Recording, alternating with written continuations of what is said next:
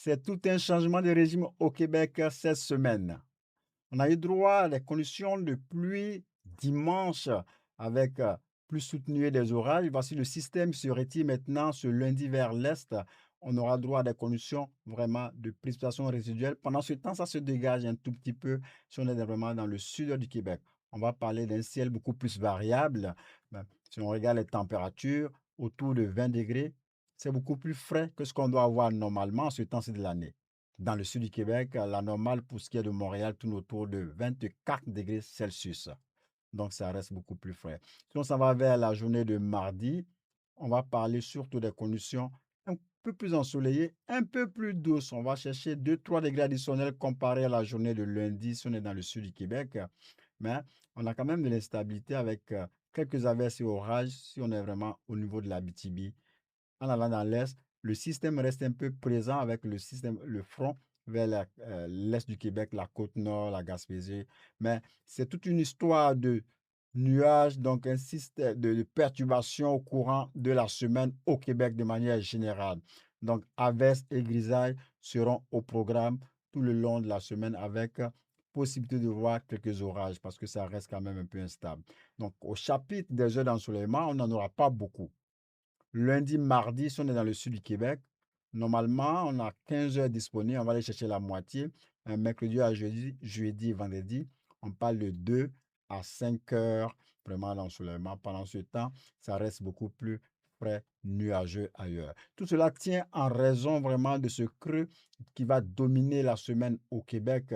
On voit tout ce qui est du bleu, c'est vraiment le creux. Donc, ça va rester vraiment des températures beaucoup plus fraîches comparées au normal. On prend par exemple ici les maximums prévus dans le sud du Québec.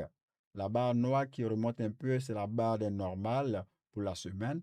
On va passer de 24 à voire 25-26 degrés. Pendant ce temps, nos maximums prévus dans le sud du Québec vont tourner autour de 19 à 22 ou 24 degrés au maximum.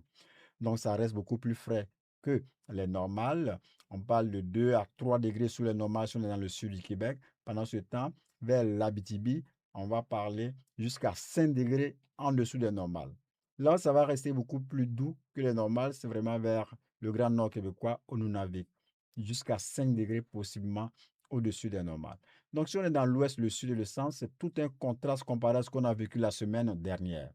À Montréal, par exemple, on a eu une semaine assez chaude, un peu partout dans l'ouest, le sud et le centre du Québec, surtout le sud et partie du centre, surtout dans le sud, vraiment une semaine assez chaude qu'on a connue la semaine dernière. On parlait des maximums de 28 à 30 degrés et plus. À Montréal, on a pu avoir les premiers 30 degrés Celsius, donc c'était le 12 juin, avec humidex jusqu'à 40 pour la première fois. Donc c'était une chaleur vraiment chaude, de température chaude, chaleur accablante. Donc, cette humidité était assez présente. Ça a valu vraiment la piscine pour plusieurs, mais ça a limité les activités aussi pour d'autres parce qu'on ne pouvait pas vraiment courir dans cette chaleur accablante. Si on regarde la semaine passée, on a eu droit, c'était vraiment autour du 12 juin, les maximums les plus chauds depuis le début de l'année en Outaouais, à Montréal et du côté de Sherbrooke.